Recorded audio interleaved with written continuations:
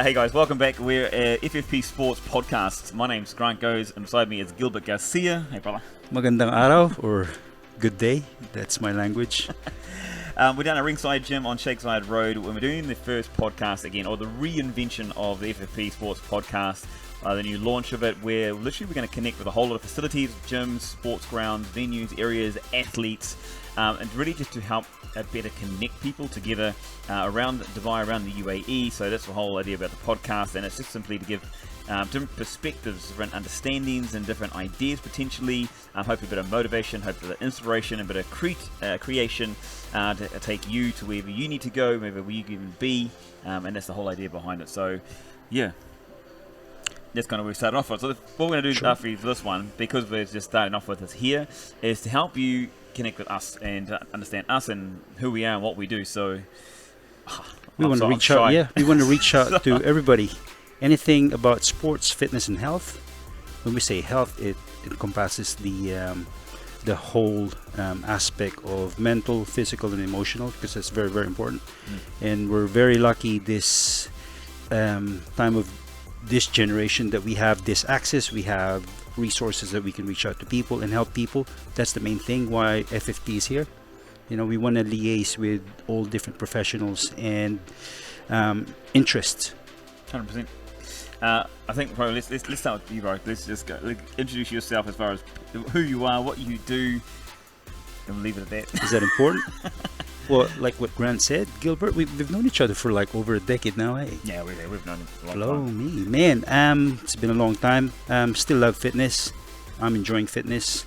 I'm a practitioner of that. I'm an advocate of that. I love being fit. I love looking a certain way. And my way of returning that to community is obviously I train a lot of clients, friends.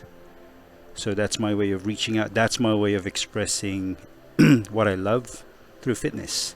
And not everybody likes that approach, but for me that's my approach, and it's kind of helped me in terms of my mental health and in terms of my relationships with other people. So yes, and on that note, Pinoy Fitness Show will return ang pagbabalik. So if you guys have any questions or concerns, we would love to answer that. And again, it's all about honesty and being transparent. Anything and everything about fitness and health, because we want to help people. We want to help them. We want to lead them in the right direction. We want to be truthful about how you can begin, or if you're just touching the waters of being fit and being healthy. Because I believe that there are a lot of people who are still confused and conflicted how they start, how they would maintain it, and how they're going to progress in terms of their strength, sports, conditioning, etc., etc. Okay, so let's get a bit raw. For me, like this thing was gonna be a bit raw. So we're gonna start with Gilbert, and because we've known Gilbert for a long time, he's one of my best friends here. I know a bit of his background, but you used to be obsessed with training and lifting and weights, and I know it came from the family side of things, dad's side of things as well. Yeah. The mentality that you gain. I mean, we had a conversation, and the conversation with Gilbert was that he had to learn to let go of this obsession of just training. Wouldn't touch any sugars, any bad foods, any crackers, anything like that. You know, you see a can of Coke, and this guy would be like, so what was the change for you when it came to that side of things? Like, what broke you out of that? Or do you find it healthy when you look back? Or? Like what you said, you've touched that word. It's obsessive. I think for me, until you realize that it's affecting the other aspects of your life, because at some point, that's all I think about. And at some point, I was convinced, or I convinced myself that's the only thing that matters. But the issue is I have to confront the elephant in the room. Because I wasn't as big as an elephant, because I was really very insecure as a child. Growing up, I got a lot of insecurities that I didn't know of, and then for me, I've learned that I've mismanaged those emotions through weight training, through overworking out, through playing different sports, because it gives me some cognitive release. You know, because I didn't want to confront my emotional issues. Yeah, and I believe again, I've seen this from many clients, and then I've reflected on that. It starts to become more damaging. Anything that's excessive is obviously not healthy. Training is good, being committed is good, but if it becomes the only aspect in your life that you started compromising your relationship, you're compromising your other responsibilities and obligations in life, and then I think you're gonna have to look at yourself in the mirror. Is it still benefiting me, or is it already sabotaging me? So what do you see when you look back there? I mean, you're saying that you find it excessive, it wasn't good for you, there's an unbalance. Is that how you still view it, or is it just a learning? No, I'm still learning. You're always going to go back to that default. Change is not instant. It's a developmental process. It's like basically guiding someone to exercise or just to get fit. A lot of people think that I want to look like that in this amount of time, 3 months, 6 months. I wish it works like that. Well, there is a way, but again, is that beneficial? Is that going to harm me? Sometimes you don't think the consequences until you've reached the consequence. Yeah. For me, that's the wake-up call. Yeah. I'm getting more injured. I'm being sleep deprived because my brain is just overworking. So basically, that's how neuroscience explains it. Because our brain obviously is just an information filer. It keeps absorbing data. So the more you overload that, the more it keeps firing. And then it becomes your prefrontal way of thinking, and then it becomes your behavior. That behavior again supports the outcome. So the outcome then will dictate how you're gonna approach that outcome. If you're benefiting, because people are, I think as humans we are problem-solving creatures. You keep looking for that task, you keep looking for that challenge, and then you achieve it, you do more. It could be money, it could be the body, it could be whatever, it could be sex, it could be drugs.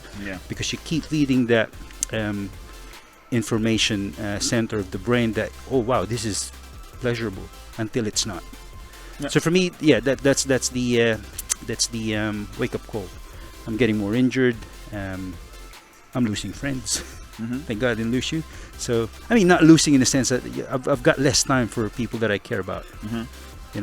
And then you start to question, is this really how I want my life? You look good in the mirror, but you're by yourself. You're not content, you're not happy, you're not contributing. I think that's what I'm trying to say, because humans you become more fulfilled, you become more accomplished when you're in that act of contributing.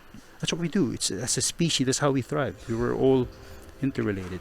So here's a good question for you then. What's the one thing then you'd look to, or you want to adapt and change to be able to bring back that potentially a little bit more balance in your lifestyle? That's a $1 million question, because again, for the way I behave in the past, I've compromised my marriage. I can't take that back, but I can create new relationships. I can reaffirm my existing relationship, like friendship. We keep reaching out, because hang on a minute, it's like there are days that you wake up, hang on. For me, I think balance is such a tricky word, because my balance might be different from your balance or my client, so I cannot advocate what's balance. I think for me, my answer to that is, if I'm being happy with with my pie chart. When I say pie chart, you make your personal obligations, you make your inventory of what really matters to your life. Because if you don't have that, you're just winging it every day, and you don't know what's going to happen. Give you an example. Like for me, if I have it's like business, right? Or if you're running a company, or you're doing inventory of your profit and loss, you have a graph. Like for me, it's like this percentage goes to myself. When I say myself, my fitness, my health. And then this percentage, i.e. 40%, goes to my daughter, because obviously she's my family. And the rest of the percentage goes to career, my work, friendship, and that. So if I'm addressing all those percentage, that for me personally, I'm creating my happy balance. But if my 30% of my health is compromised, maybe I need to focus on that. Maybe for some other people, there's marriage, there's there are other companies, I'm trying to think, because there's a lot of people who have a lot of issues on a daily basis, and it goes both ways. The pendulum swings both ways. And when I say this, I mean, okay, there's people that are obsessed with fitness, or obsessed with work, or obsessed with love, or obsessed with relationships, obsessed with sit on the couch being lazy, obsessed with food. There's all these obsessions, and like I said, it's a constant battle to always be finding the balance. I'm going to use that word balance, but also that finding that consistency to break potentially a bad habit. And it all comes down to people and what they believe in and what they think about, right? So, if you don't mind, what is something that you could, if you think of now, if you had to make one change somewhere, where would it be, and how would you attack it? I have to sleep more. Sleep more. It sounds superficial, because for me, I've been sleep deprived for so long. But as long as I've known you, you've always never had sleep. Yeah, and I overcompensate, and I don't recommend these. You know, if like right now, this is my fourth coffee of the day. It's excessive, because I need to thrive during the day, because I need to attend my obligation. Yes, I will attack sleep, because I know when I sleep, I make better decision making. I make better communication. I attack my day healthier. Like what I said, it's just, you know, and a lot of people underestimate that, and this is the reason why people can't get their health and their relationships together. You know, when you lack sleep, your brain is hardly recovered, so you're just on autopilot. You're just doing what's comfortable and what you're used to. Yeah, 100%. So, because one thing I've learned when I did therapy, my life coach, you know, obviously led me into path of understanding how our brain works, why we think what we think. So basically, what we program ourselves from childhood to adulthood, that becomes your system 1. Yeah. Neuroscientists are so clever, they just name it system 1 and system 2. Basically, our system 1 is our automatic response. We don't think about it, like brushing your teeth or tying your shoes.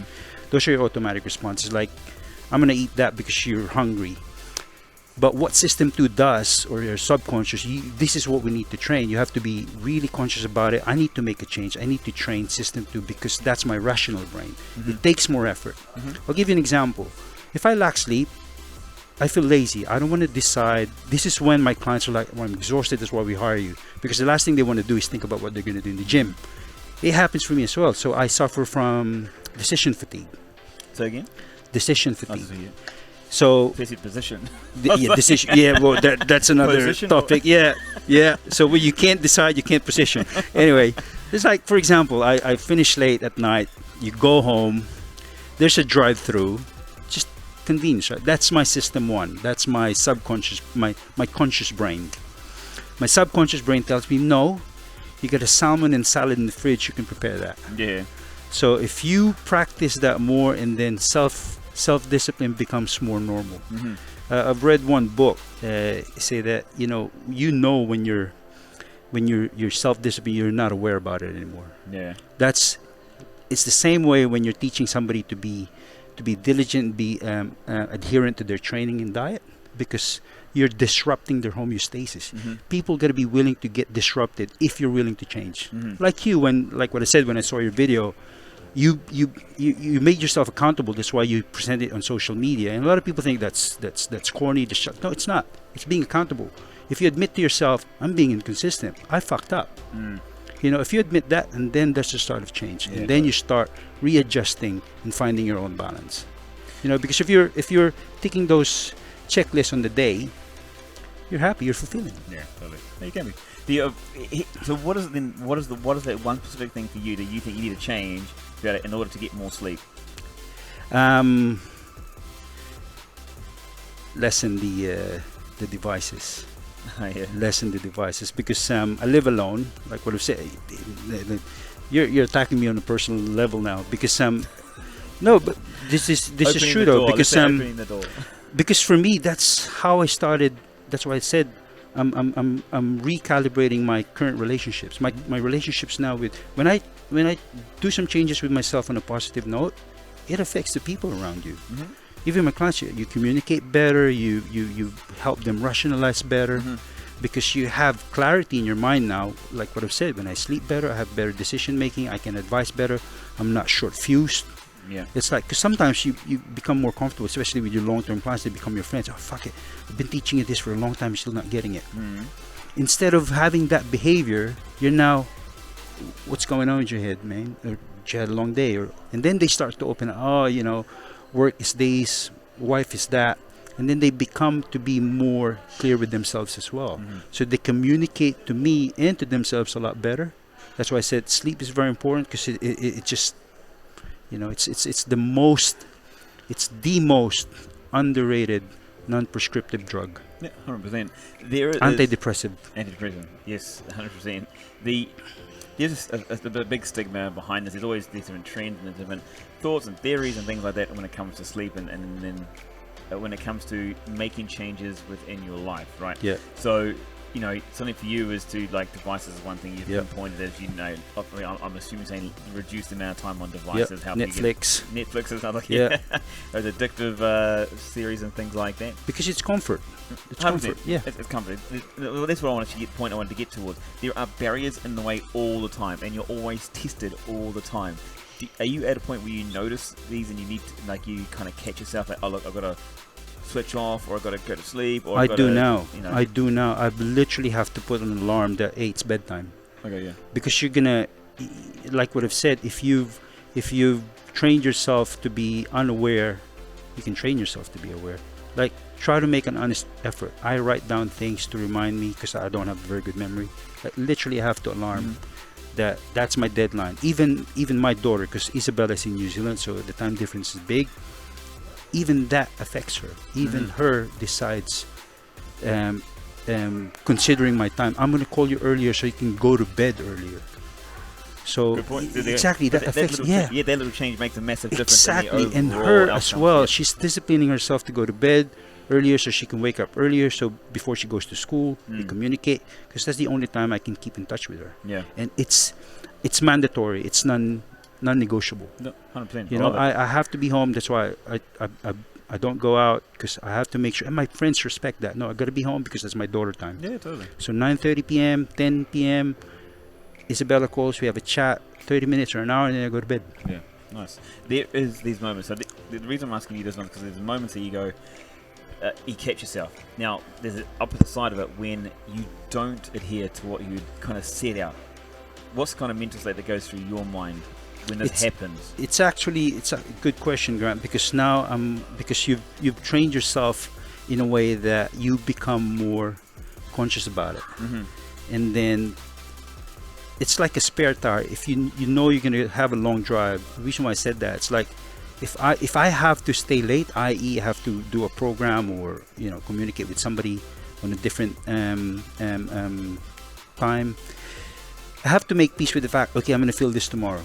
So at least I know I'm prepared, but it does makes a big difference, because if you're aware of it, you're not going to react quickly. Yeah, 100%. And then you do it again the next day. It's like when a client say to me that, gee, I've messed up, I've derailed my food today. It's just today. Glad that you're aware. So you interrupt that immediately, and then do better tomorrow. Yeah. Instead of, because most people, oh shit, it ruins their whole day, it ruins their whole attack. It's like sitting in traffic. Before I get pissed, I get stressed with traffic because I don't like being late. True story. I don't like being late because it just ruins your strategy, because it becomes you become what do you call that, disorganized. But now I learn to enjoy it. You know what I do now? I just listen to a podcast or a good audiobook. So that traffic becomes more productive. So I come to my appointment not stressed. I'm okay. Yeah. And it just makes things a lot more approachable. Easy to process. Yeah, because if you learn, because people, how can you manage stress? I don't know, but this is my approach on how I can adjust to stress. Because stress is given; it's always going to stress you. That's why, hence the word, right? But if you don't know how to recalibrate your mind, you really have to make a choreography or a script in your brain. Like, if this thing happens, you have a remedial plan. Yeah. So you don't react immediately. That's the problem with people, because if you don't anticipate, we're not aware of the consequences, and then that's gonna, even more gonna drag you down heavily. And that's what happens to a lot of us. A lot of us get to this point and go like, oh my gosh, I've had something bad to eat. I haven't done what I said I was going to do. I broke a promise. And then the promises end up going blah, blah, blah, blah, blah. It gathers momentum. Just catch yourself immediately. Okay, I fucked up in this way. So what can I do better? I think I agree with what Tony Robbins says, that you just going to have to ask yourself better questions. Ask yourself better questions. Like, oh, Why am I fat? Why am I fat? Because or why am I this way? And then your subconscious will keep reprogramming that, and then you're gonna create that energy. Yeah. Instead of, okay, what can I do better? What should I do now to contribute to changing this So you said appearance or this behavior or this character? Yeah. It's a work every day. But if the more you do that, the more it changes your mindset, the more it changes your approach in your day to day, and it accumulates. It accumulates. It's I like that one. It's like getting in shape. You don't get in shape. It's like when clients come to you, when can I look like that? Or, I don't know. I don't really know. I wish I can say to you in 6 months you look. There is a way, but we don't want to go down that road or route.